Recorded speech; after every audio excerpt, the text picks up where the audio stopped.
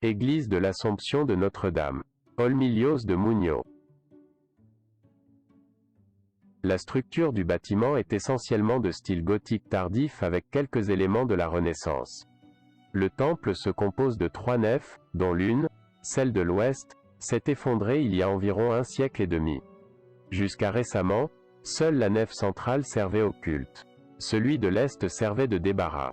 En 1987, d'importants travaux d'amélioration ont été effectués qui ont laissé l'église telle que nous la voyons aujourd'hui. À l'intérieur, on peut voir des arcs en plein cintre et en ogive construits en pierre solide et noble, attachés à des colonnes également solides, mais tronquées avant de former les nervures de la voûte inexistante. Seul le premier corps du temple, celui correspondant au presbytère, possède des voûtes d'ogive. Le plafond de la nef est plat et en plâtre. De même, la pierre est forte et devient somptueuse pour former l'escalier et la main courante menant au chœur, où l'on trouve une précieuse balustrade, qui sert de parapet. La voûte Sotokoro mérite toute l'admiration pour ses clés de voûte finement sculptées et ses fêtes au thème biblique. Et un autre élément en pierre à considérer sont les tombes. Celui sur le mur de l'épître, également proche du presbytère, a le gisant en habit ecclésiastique et avec des taches qui portent la scène de l'Annonciation, du calvaire et du jugement dernier. Retable. Les 3 retables actuels n'en formaient qu'un seul dans quelques monastères hiéronymites. Elles seraient de dimensions considérables et certaines de ces pièces ont été perdues. Pour des raisons inconnues, il a été transféré à Olmilios en 1867. La fabrication du retable doit être datée des dernières années du XVIIe siècle, suivant le style baroque classique des maîtres Policarpo de la Nestosa et Juan de Paube. Dans les livres paroissiaux il est dit qu'un charpentier, un maçon et 2 manœuvres travaillèrent plusieurs jours pour adapter cet énorme meuble étranger aux petites dimensions de cette petite église rurale. Ce premier et grand retable comportait plusieurs colonnes à fûts cannelés et chapiteaux corinthiens à feuilles d'acanthe.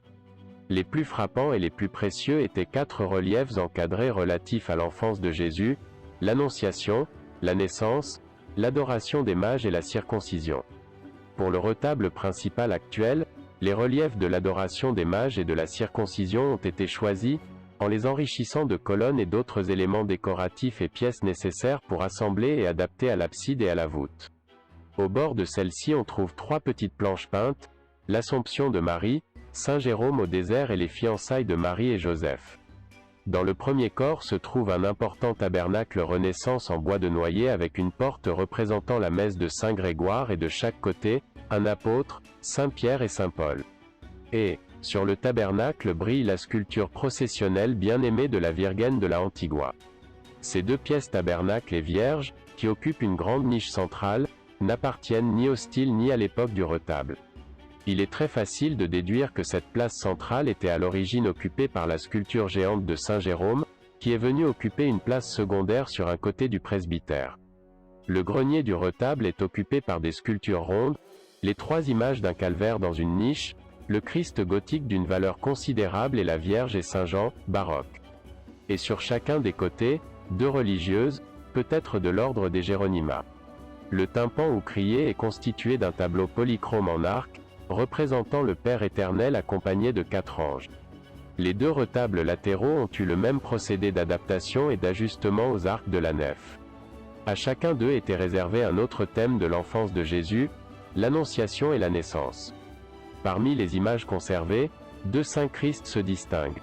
Il y a aussi un calice garde, une double pièce d'argent, de type tour avec un fin travail en relief et une légende à la base du calice. Cette petite ville apparaît pour la première fois dans des documents historiques en l'an 1068 lorsqu'elle était abbé du monastère de la Huelgas.